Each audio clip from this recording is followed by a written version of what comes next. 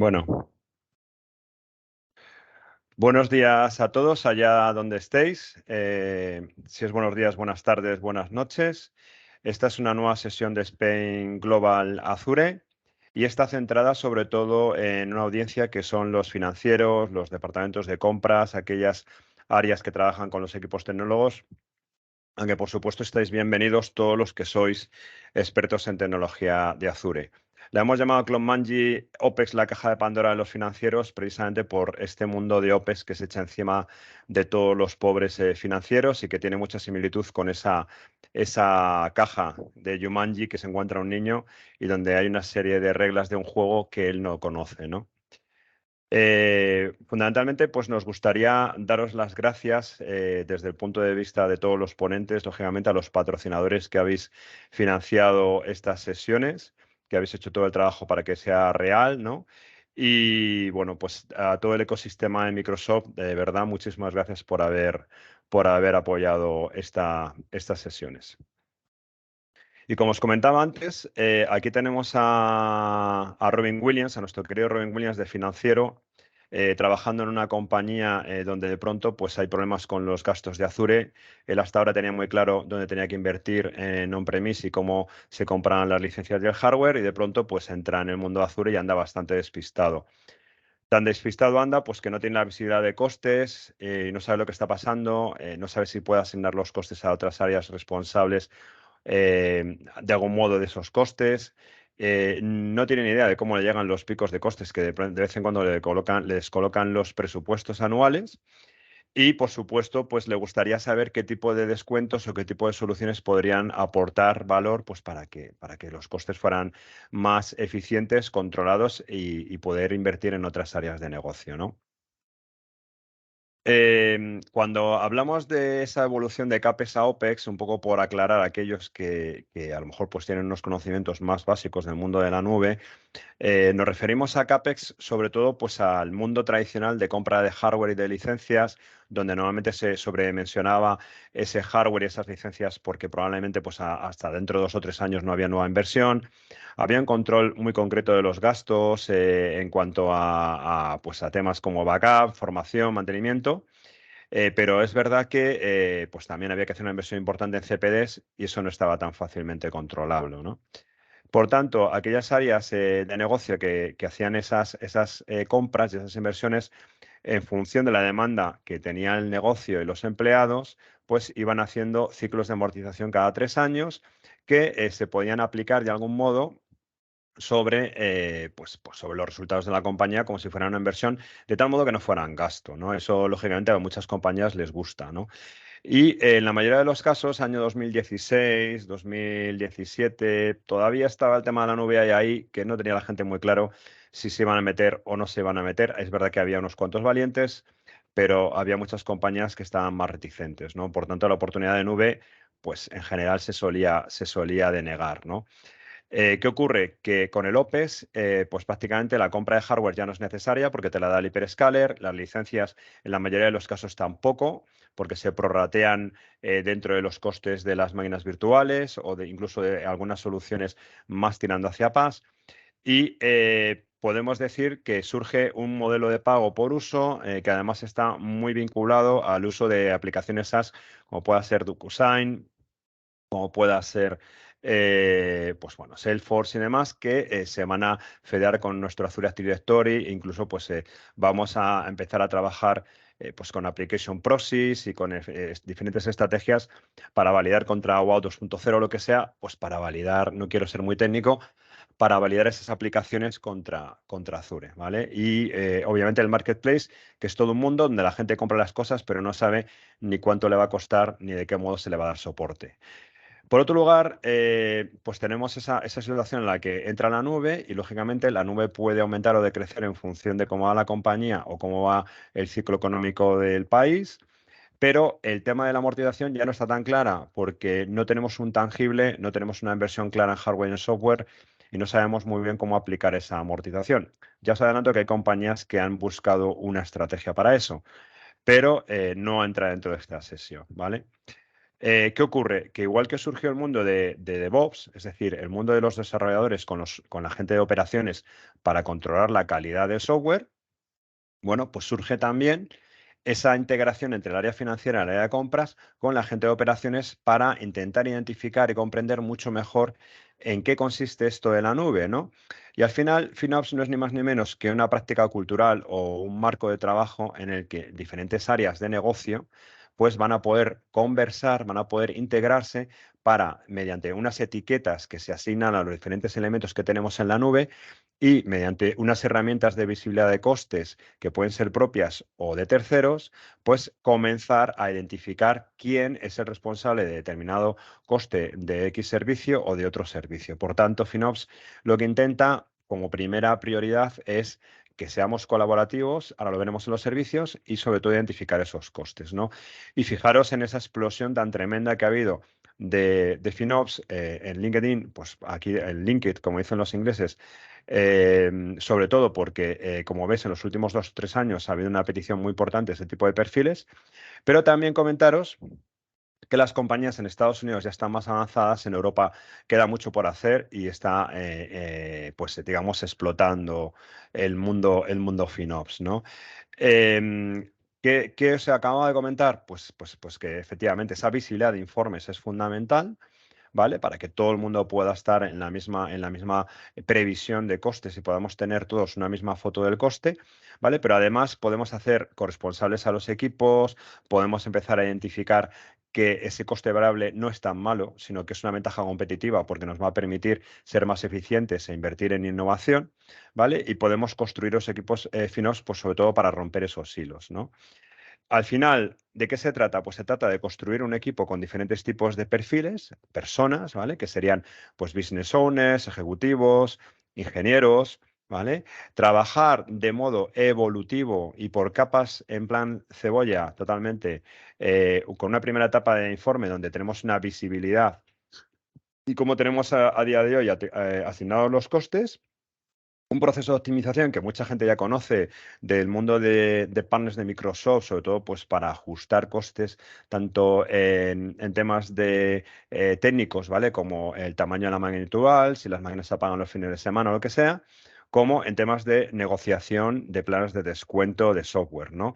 Y finalmente, operar toda esa opción, toda esa estrategia mediante observabilidad. Hay varias herramientas que nos van a dar observabilidad y nos van a permitir mejorar y depurar todo ese ciclo de cada una de las áreas donde estamos incurriendo en costes, ¿no? A esto se le llama una evolución pues, progresiva por capas, donde podemos tener algunas áreas que están en modo crawl, otras en walk y otras en run. Por tanto, pues imaginaos, por ejemplo, una compañía que todavía no ha adoptado FinOps, pues puede tener a lo mejor en modo call un ahorro de un 60% en reserva de instancias o planes de ahorro, ¿vale? Tanto en unas nubes como en otras. Puede tener un 75 ya en el momento en que ha empezado a trabajar y un 80 de madurez en el momento en el que ya estaría en modo run. En cuanto a las reservas de instancias, estoy hablando, ¿vale? Hay una serie de dominios que no quiero extenderme en ellos, pero son muy importantes para el mundo de FinOps y que van a apoyar muchísimo pues todas esas prácticas, ¿no? Y ahí engloban pues diferentes estrategias y capacidades. El punto siguiente sería el oráculo al final que nos ayuda a todos, que es CAF. Recordemos que CAF es una estrategia de adopción de nube que tiene diferentes fases, desde la fase de la estrategia, definir la estrategia, ya hay motivaciones, justificaciones de negocio, plan donde vamos a empezar a trabajar con un alineamiento de la organización, ya empieza a valer un poco a FinOps con un digital state inicial que tiene el cliente. Comenzamos ya a montar nuestra primera landing zone, que es nuestra conexión entre el mundo de data center de abajo con el mundo de Azure. Y luego, posteriormente, maduraremos más la estrategia de migración y de innovación apoyados por una gobernanza. Todo esto que estoy diciendo lo conocen muy bien los equipos técnicos en gran mayoría de las compañías que trabajan con Azure, conocen bastante CAF, la mayoría de ellas sí. Y apoyándonos, como he comentado, en esas estrategias de negocio, intereses propios de los stakeholders, ¿no? De las diferentes partes interesadas y la propia tecnología en la que nos vamos a apoyar, que Microsoft tiene una tecnología muy madura para Azure, ¿de acuerdo? pues vamos a poder impulsar en función del perfil que tenga esa compañía determinadas áreas que son las que nos van a motivar y las que nos van a ayudar a perfilar cómo vamos a evolucionar hacia la nube. En este caso, bueno, pues está claro que nos hemos encontrado con un cliente que tiene muchos problemas porque hay un montón de legacy y se le acaba el soporte al entorno legacy. Está muy preocupado por la parte de gestión de costes porque estamos en medio de una mini crisis, aunque no la llame nadie crisis. Y además se está dando cuenta de que muchos de sus competidores, ojo, porque ya están empezando a trabajar con Marketplace, están empezando a trabajar con apps, están haciendo campañas de fidelización con diferentes herramientas tecnológicas en la nube y se presentan en Estados Unidos, se presentan en la India o se presentan en la zona de Japón rápidamente replicando su negocio. ¿Y esto cómo lo hacen? Con Azure. Por tanto, tenemos que reaccionar, ¿vale? Tenemos un problema de legacy, tenemos que ahorrar costes, pero tenemos que tenemos que apoyar por la innovación. Y esto lo hacemos con CAF.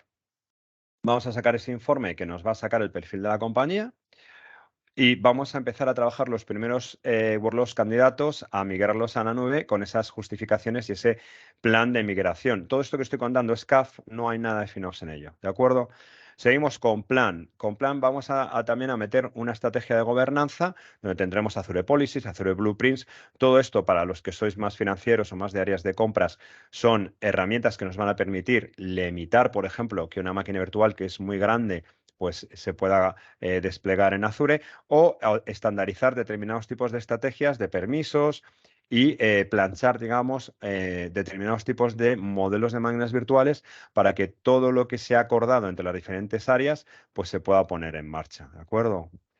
¿Qué ocurre? Que de pronto surge ahí como expertos para poder ayudar y arbitrar en todo ese trabajo, pues un equipo que le llamamos el equipo de FinOps, ¿vale? Donde vamos a tener un FinOps Practitioner, vamos a tener ejecutivos, vamos a tener equipos de compras, vamos a tener gente de sistemas, product managers, diferentes visiones del negocio. Es muy importante que sepamos identificar esas áreas. Normalmente el sponsor de FinOps va a ser operaciones, pero no tiene por qué ser, ¿eh? Hay diferentes situaciones que hemos comprobado y no tiene por qué ser así siempre. FinOps al final y CAF pueden ser muy buenos amigos porque podemos evolucionar con la madurez y con el equipo de personas junto a CAF, ¿no? Podemos empezar a hacer un forecast de consumos y medir la reserva de las instancias, medir la computación de las instancias. Recordemos que esto va de computación para luego aplicar derechos de reserva. Podemos, a gente que ya está más madura, empezar a trabajar en identificar costes compartidos, etiquetados correctos, políticas adecuadas, alertas de presupuesto. Todo esto que estamos viendo puede ir muy en correlación con temas de CAF, ¿de acuerdo? Entonces, incluso podemos sacar KPIs de negocio y KPIs técnicos y podemos evolucionar, digamos, todo nuestro negocio muy en relación con CAF de un modo paralelo con el equipo de FinOps, ¿no? ¿Qué podemos solventar con esto? Pues preguntas como, oye, yo soy directivo y tengo una startup, ¿a mí qué beneficio me va a dar una inversión en Azure, ¿no? ¿Realmente yo voy a poder ver que esto impacta en mi negocio? Si yo estoy financiero, oye, yo quiero saber por qué las alertas de presupuestos no se están aplicando o si se pueden aplicar, ¿no? Oye, por favor, vamos a montar unas alertas de presupuestos para que el equipo de ingenieros de sistemas estén alineados conmigo. Un debate importantísimo, si vamos a poder buscar estrategias para que el antiguo CAPEX que utilizábamos cuando comprábamos hardware y software, pues pueda de algún modo verse reflejado en las reservas de instancias. Vamos a ver si podemos etiquetar, ¿no? Y podemos mejorar, que es lo que te pregunta el ingeniero. Te dice, oye, ¿quieres un forecast antes de lanzar este entorno hacia Azure?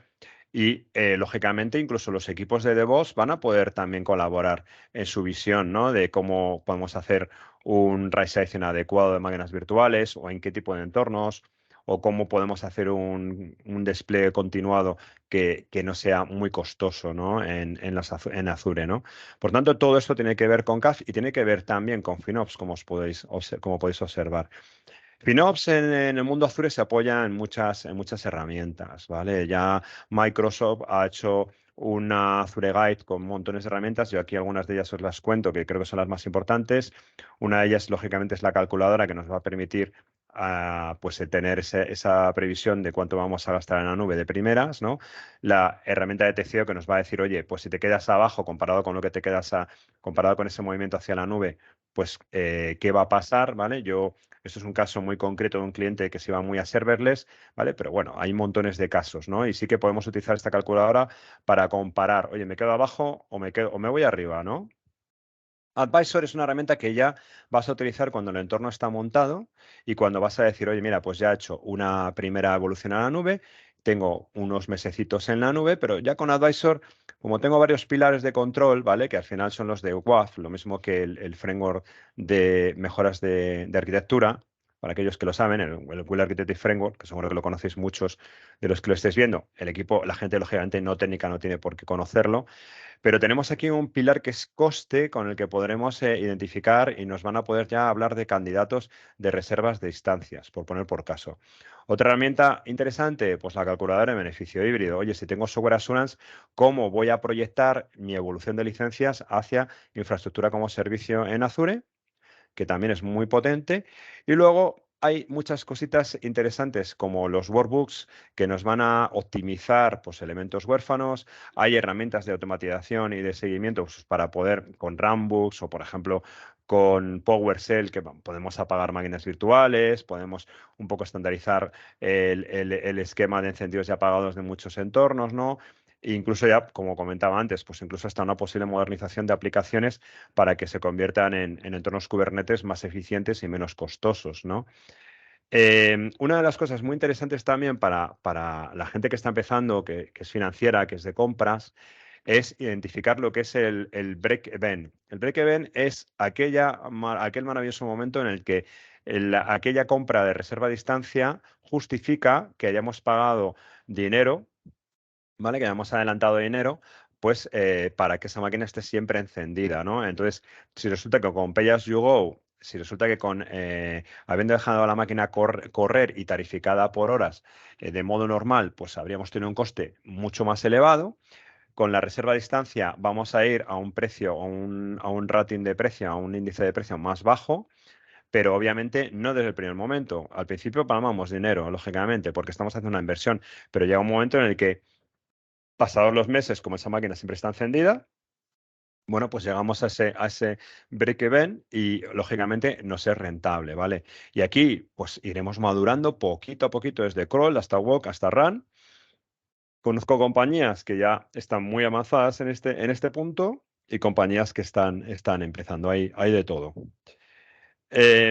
Otra de las cosas que para un departamento financiero de compras puede ser un poco confuso cuando reserva estancias es que estas se pueden aplicar a toda la unidad de billing, es decir, todas las suscripciones que tenemos por debajo, de tal modo que aquellas que cace el derecho de reserva a distancia que sea igual que sea igual al perfil que hemos comprado, pues la va a asignar, ¿de acuerdo? Pero es un poco complicado porque no sabemos exactamente dónde está la reserva de distancia. eh, Porque está compartida, entonces pues puede ser una máquina que está en una suscripción o que está en otra suscripción además, y tenemos que hacer un seguimiento, ¿no? Para tener claro dónde están esas reservas de distancia asignadas, ¿no?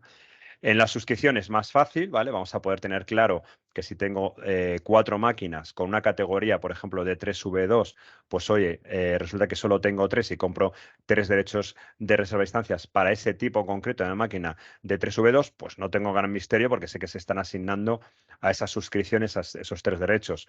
Lo puedo hacer también por grupos de recursos, ¿no? Pero es que Microsoft ha añadido otra solución que yo creo que es interesante, que es la flexibilidad de la estancia, donde máquinas virtuales que puedan ser una de dos V3, una de 3 V3, bueno, varias del mismo SKU o similares del mismo SKU, pues se puedan utilizar de modo flexible, ¿no? Pues a lo mejor pues que tenemos ratios para arriba y para abajo.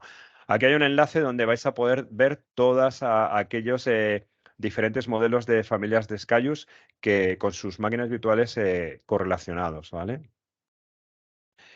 Otra cosa interesante, bueno, pues otra cosa interesante es poder utilizar los Power BIs que nos facilita Microsoft para los Enterprise Agreements, de tal modo que podremos tener la utilización y la cobertura de la reserva de estancias.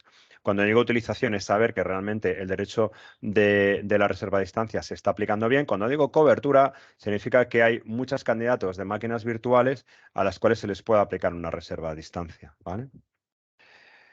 Pero no acaba ahí la historia. Puedo hacer reservas on demand y también puedo hacer reservas de otras soluciones, ¿vale? No solo máquinas virtuales, sino también pues, otro tipo de opciones como Managed Disk, que van a utilizar esas máquinas virtuales.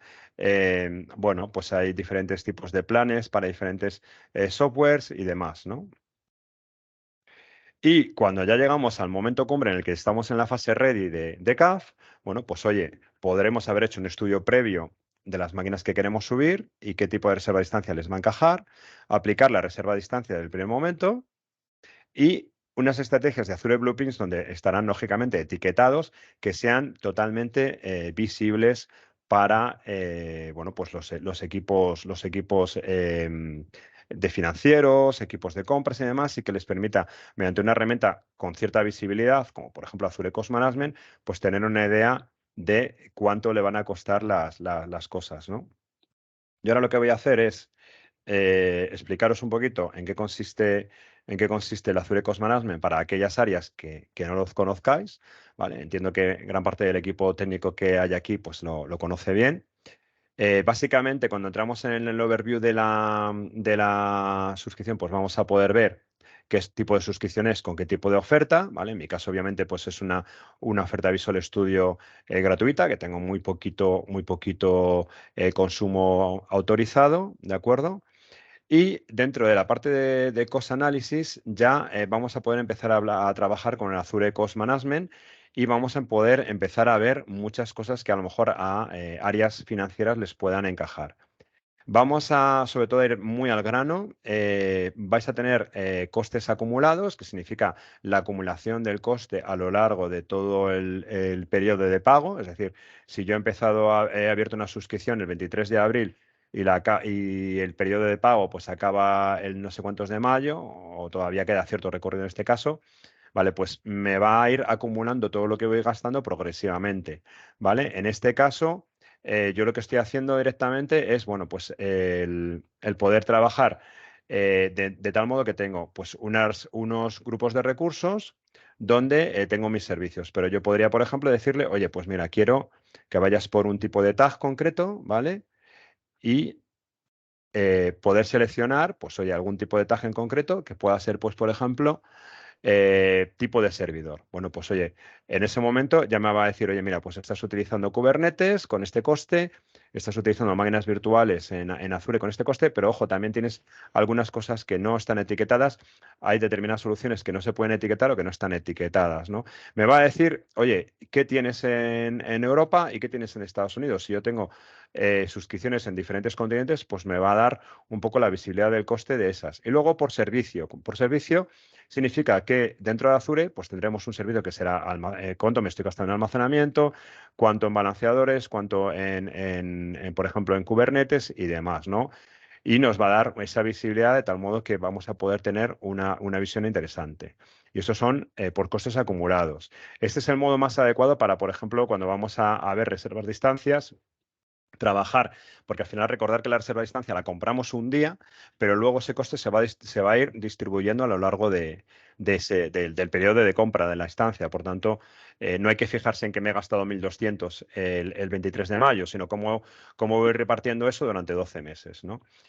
Y desde el punto de vista del daily cost, pues lo mismo. O sea, lo interesante aquí es que voy a poder identificar por los diferentes recursos, que lo tengo agrupado por recursos, ¿vale?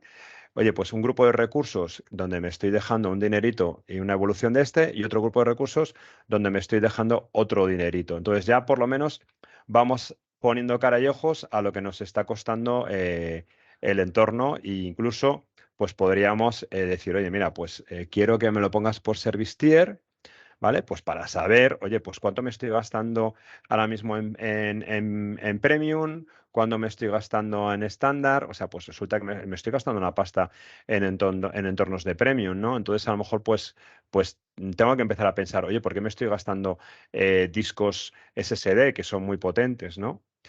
Otra de las cosas interesantes es que podemos hacer alertas de coste, ¿vale? Y podemos chivar pues, posibles alertas y podríamos aquí pues, agregar una posible alerta que puede ser un budget, por ejemplo, puede ser una anomalía. Yo, por ejemplo, ahora mismo tengo aquí un budget creado, ¿de acuerdo? Que es Budget Demo Arc, que bueno, pues un entorno de demo de Arc que tenía, de Azure Arc, ¿vale?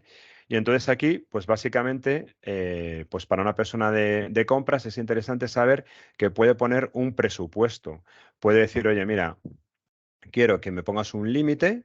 Yo en este caso pues he puesto 75 euros, ¿vale? Es el límite que me quiero gastar en este entorno, una cantidad, como veis, absolutamente desmadrada. ¿Vale? Y entonces, en el momento en el que llegue a un 75% del budget, pues oye, un 57 euros, pues ya me va a mandar tengo un Action Group que me va a mandar, me va a chivar, ¿vale? Me va a decir, oye, que te estás pasando más, te estás pasando de lo que deberías. Y además me va a dar la visibilidad de dónde tengo mi budget y dónde ando, ¿vale? Y sé que es que aunque he montado alguna cosa un poco más fuerte puntualmente, es que no llego nunca, ¿vale? Por tanto, es bastante interesante en el sentido de que nos va a ayudar mucho a trabajar, ¿no? ¿Qué más cositas os quería contar? Bueno, pues esto lo vamos a minimizar, ¿vale? Esta parte la vamos a otra vez a activar. Vale. Contaros, y ya acabo, ¿de acuerdo? Que tenemos aquí lo que es una previsión, digamos, de KPIs técnicos.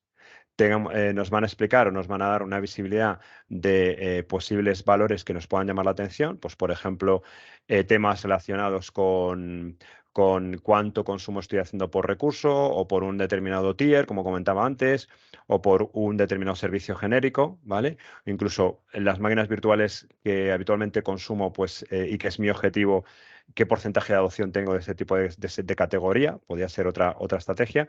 Y luego respecto de tema de KPIs de negocio, pues por ejemplo, ¿no? Para una compañía que trabaja, por ejemplo, en Marketplace con compra y venta de coches, pues oye, ¿cuántas transacciones realizadas he realizado? O los números de usuarios activos, ¿no? Para una compañía que es una agencia de viajes, oye, pues el número de búsquedas y de bookings completados que tengo. Eso podrían ser KPIs de negocio, ¿vale? Finalmente, y ya acabando, que sepáis que aquí, como podéis observar, pues tengo tres fases, son evolutivas, vamos a seguir trabajando poquito a poquito y vamos a ir evolucionando el negocio y vamos a ir consiguiendo que haya una mejor eficiencia del entorno y que las cosas vayan a mejor, ¿vale? Y para finalizar, volver a agradecer a todos nuestros patrocinadores este evento, volver a recomendar el Global Azure porque tiene muchísimos temas y muchísimas soluciones con un montón de gente que sabe de muchísimas tecnologías, que lo podéis ver en casa, lo podéis ver por la noche. A todos nos viene bien saber un poquito más del mundo de Azure. Y a esas áreas que sois de otros entornos, vamos a decir, no tan técnicos, pues que por favor, si os parece bien, ver esta sesión y espero que realmente os haya aportado mucho valor, hayáis podido identificar pues un poco vuestras penas y vuestras situaciones con lo que os he contado. Y nada, quedo a vuestra disposición. Muchísimas gracias a todos.